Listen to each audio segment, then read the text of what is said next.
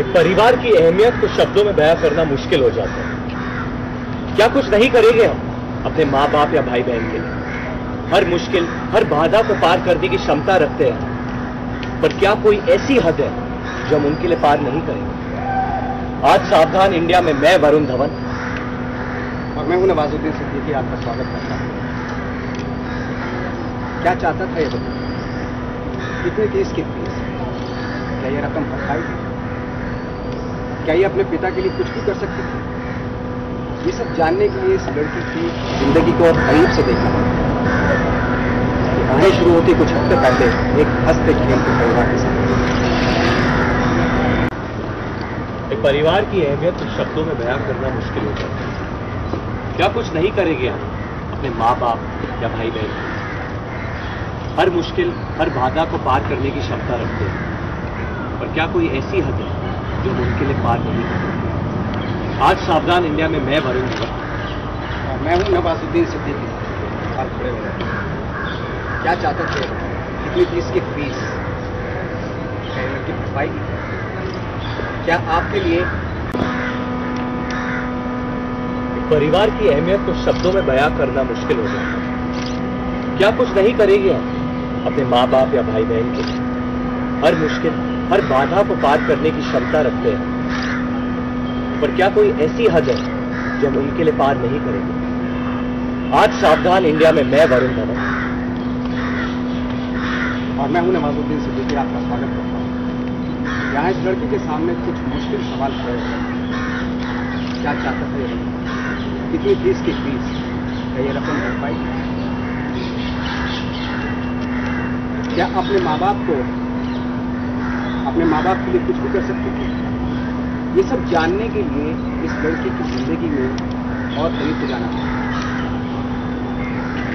और ये कहानी शुरू होती कुछ हफ्ते पहले एक हंसते खेलते परिवार। हर्षिता के साहस, उसके धीरज, उसके दिमाग की मैं दाद देता हूं। और दीनानाथ ने भी सबसे मुश्किल वक्त में भी अपनी बेटी का साथ न छोड़ा।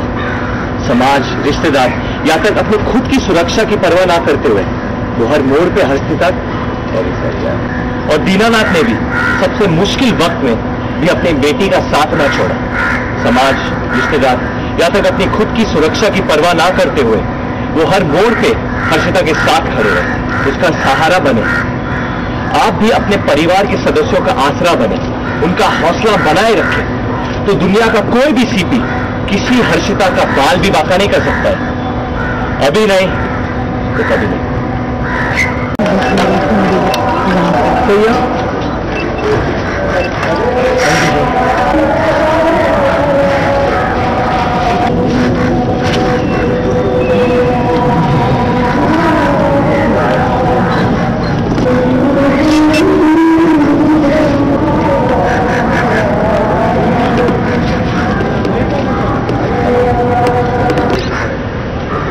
ये कहानी शुरू होती कुछ हफ्ते पहले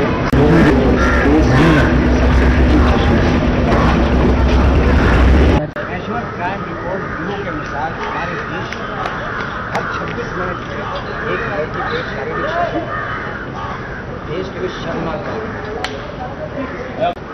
नेशनल क्राइम रिपोर्ट ब्यूरो के अनुसार हमारे देश में हर 26 मिनट में एक लड़की के शारीरिक शोषण देश के लिए शर्मनाक बात है। और इसके पीछे सिर्फ और सिर्फ सीपी जैसे लोग हैं, निर्दयी और प्रोफेशनल। और इसके पीछे सिर्फ और सिर्फ सीपी जैसे निर्दयी और राक्षस लोग हैं, जिनके अंदर ना तो इंसानियत है और ना हमदर्दी। हर्षिता के साहस, उसके धीरज, उसके दिमाग की मैं दाद देता हूं। और दीनानाथ ने भी सबसे मुश्किल वक्त में भी अपनी बेटी का साथ ना छोड़ा। समाज, रिश्तेदार, या तक अपने खुद की सुरक्षा की परवाह ना करते हुए वो हर मोड़ पे हंसता। और दीनानाथ ने भी सबसे मुश्किल वक्त में भी अपनी बेटी का साथ ना छोड़ा। समाज, रिश्तेदार, या तक अपनी खुद की सुरक्षा की परवाह ना करते हुए वो हर मोड़ पे हर्षिता के साथ खड़े रहे, उसका सहारा बने। आप भी अपने परिवार के सदस्यों का आसरा बने, उनका हौसला बनाए रखें, तो दुनिया का कोई भी सीपी किसी हर्षिता का बाल भी बांका नहीं कर सकता है। अभी नहीं तो कभी नहीं। सही है।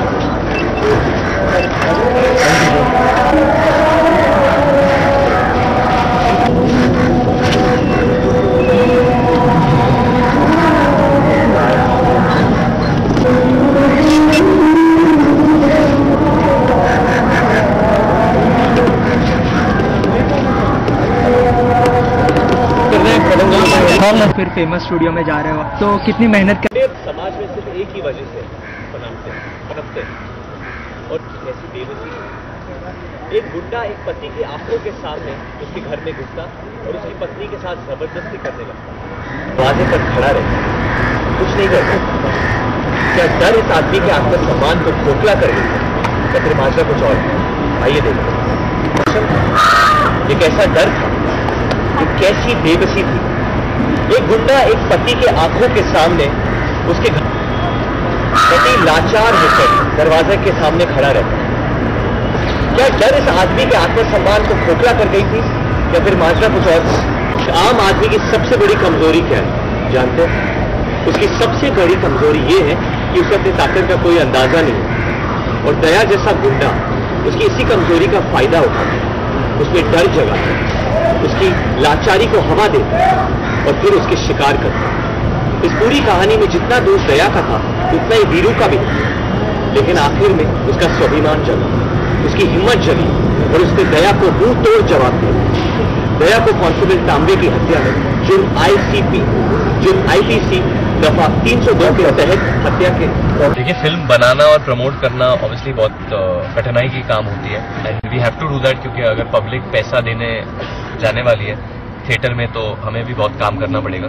सो obviously I am going to program जहाँ ये फिल्म का जो अपील है वो मरता नहीं है। तो सीआईडी में गए, अभी सावधान इंडिया में आए, which is very good. I think जो इंटीग्रेशन हो रहा है वो करेक्ट है, क्योंकि ये कॉमेडी फिल्म तो नहीं है, तो बहुत सीरियस सब्जेक्ट है, तो वो सीरियसनेस सावधान इंडिया जैसे प्रोग्राम्स में बाहर आएगा। So it's nice. क्या कहना चाहेंगे फिल्म के बारे में? किस तरह की फिल्म होने वाली है और ऑडियंस किस तरह से एक्सेप्ट करे या ना करे, किस तरह की फिल्म होगी? देखिए, जो सब्जेक्ट है मेरे हिसाब से हर वो कॉमन मैन इस पिक्चर से ही विल टू रिलेट, क्योंकि ये एक आम इंसान की स्ट्रगल के बारे में है, उसकी लड़ाई के बारे में है और वो किस तरीके से उसको जस्टिस मिलती है, अंत में इंसाफ मिलता है और क्या वो इंसाफ काफ़ी होता है। कभी कभी हमारे जो लव्ड वंस है अगर वो गुजर जाते हैं, चले जाते हैं, हमें उसके बाद इंसाफ मिलता है 15-20 साल के बाद, क्या उसके बाद खुशी मिलेगी हमें? तो एक पूरे सिस्टम पे एक टेक है मेरे हिसाब से। एंड ऑब्वियसली नवाज है जो यहाँ पे थे, हुमा है, यामी है, विनय पांडे के, तो ऑल इन ऑल काफी एंटरटेनिंग थ्रिलर है जो 20 फरवरी को लोगों को देखने आना चाहिए। और जो गाना जी करता है वो सोल लगता है इस फिल्म का, काफी एनर्जेटिक गाना है। क्या खास बात है इस गाने में? जिस तरीके से दिव्या कुमार ने गाया है, गुनगुनाया है गाना, और सचिन जिगर का बेस्ट एल्बम है बदलापुर। आई थिंक जो एनर्जी है गाने में, जो तड़प है, वो आई थिंक सबको नजर आ रही है और काफी अच्छा कर रहा है वो गाना, सबको पसंद आ रहा है। तो बदलापुर जैसी पिक्चर में से गाना हिट होता है तो पिक्चर के लिए बहुत अच्छा है। अच्छा, यहाँ पर आपने एक एंकर लिंक शूट की, उसका एक्सपीरियंस कैसा था बताना चाहेंगे? क्योंकि मैंने एक्चुअली कभी इतने सीरियस प्रोग्राम्स नहीं किए। इसके पहले मैं बहुत हंसी खेल वाले जैसे कॉमेडी नाइट्स विद कपिल या तारक मेहता का उल्टा चश्मा, मैं वहां गया हूँ। बट यहाँ आके अच्छा लगा क्योंकि ये सब रियल लाइफ स्टोरीज है और एक तरीके से बदलापुर भी एक रियल लाइफ स्टोरी है, तो आई थिंक एक अच्छा फीलिंग होता है। क्या वजह? कुछ इमेज चेंज होने वाला है इस फिल्म से, मतलब रोमांटिक कॉमेडी के अलावा एक्शन हीरो के रूप में पब्लिक आपको एक्सेप्ट करने वाली है? मुझे खुद नहीं पता, आई थिंक वो ऑडियंस डिसाइड करेगी अगर वो चेंज करना चाहती है, नहीं करना चाहती है। मैं सिर्फ एक एक्टर हूँ, किरदार निभा रहा हूँ और वो बिलीफ मुझे दिलाना पड़ता है ऑडियंस को कि हाँ मैं रघु हूँ, तो वो 20 फरवरी को पता चलेगा। क्या वजह है कि आप फिल्म को जो है सिर्फ जो सावधान इंडिया, सीआईडी ऐसे शोज पर प्रमोट कर रहे हैं? मतलब कोई इंटेंस फिल्म है इसलिए या फिर कोई और वजह है? नहीं, ये फिल्म बहुत सच्ची है। जैसे मैंने कहा कि हाँ ऐसा एक इंसान के साथ हुआ था, based on true life events. तो जो पिक्चर है मुझे अब्यूज नहीं करना है, मतलब प्रमोशन भी बहुत सोच समझ के कर रहे हैं जहाँ करना चाहिए, क्योंकि जो फिल्म की जो प्योरिटी है या जो सच्चाई है वो कहीं मतलब हम लोग उसे क्या बोलते हैं, ज्यादा कमर्शियल करने के हिसाब से गाली ना दे दे फिल्म। तो जो सच्चाई है, जो सिनेमा है, उसे हम लोग जिस तरीके से बनाई है वैसे ही लोगों को दिखाना चाहते हैं। Okay, thank you. करने वाले जो ऑडियंस है, ये बहुत ही प्रोग्राम है और बहुत ही खास प्रोग्राम है सावधान इंडिया, क्योंकि इसके तहत लोगों में जागरूकता फैलती है। और जैसे अभी जिसमें डायलॉग भी बोला था, कानून के तहत ये सजाएं होती हैं, तो एटलीस्ट जो लोग टीवी जो है घर घर में पहुंचता है उनको एटलीस्ट छोटी सी गलती करने का कितने सख्त कानून है वो तो एटलीस्ट पता चलेगा ना। और चूंकि घर घर में टीवी देखा जाता है तो मेरे ख्याल से अपराध जो होता है वो कम ही होता है। तो ये बहुत ही इम्पोर्टेंट प्रोग्राम है मेरे ख्याल से, जो चलते रहना चाहिए इस तरह के प्रोग्राम, ताकि आम लोग हैं जिनको कानून के बारे में पता उन तक पहुँचे ये चीज़। अच्छा, आपकी फिल्म आ रही है जिसमें आपके किरदार के बारे में कुछ बताइए। मेरा किरदार मतलब इसमें ऐसा है कि मैं ज़्यादा तो बता नहीं सकता किरदार के बारे में, बट ये है कि 2 कैरेक्टर की कहानी है, 2 लोग हैं जिसमें एक वरुण कर रहे हैं और एक मैं कर रहा हूँ। तो कैसे ट्रांसफॉर्मेशन होता है दूसरे का, और बदलापुर नाम है फिल्म का, तो बदला लिया जाता है। और बदलापुर इसलिए भी कहा जाता है क्योंकि बदलापुर स्टेशन जो है ना वहाँ पे ट्रेन की अदला बदली होती है, तो इसलिए भी इस लिहाज से भी। और अगर आदमी पे ये पॉइंट आउट किया जाए तो बदलाव जो आते हैं इंसान के अंदर, जो बदलाव आता है उसको लेके भी तो एक मेटाफोरिकली यूज किया है हमने उसको। सर किक में निगेटिव रोल के साथ कॉमेडी भी किया था आपने, कोशिश की थी, तो इसमें क्या निगेटिव के साथ कॉमेडी का कुछ करके मिलेगा देखने को? भाई जो कैरेक्टर दिया गया है, जो डायरेक्टर कैरेक्टर देते हैं उसको सेटिस्फाइड करना डायरेक्टर को हमारा काम होता है। तो और श्रीराम राघवन जो है वो हमारी कंट्री ब्रिलियंट डायरेक्टर हैं, और उनके साथ काम करने का मेरा बहुत पहले से मन था। थैंक गॉड अभी ये इतनी खूबसूरत स्क्रिप्ट थी।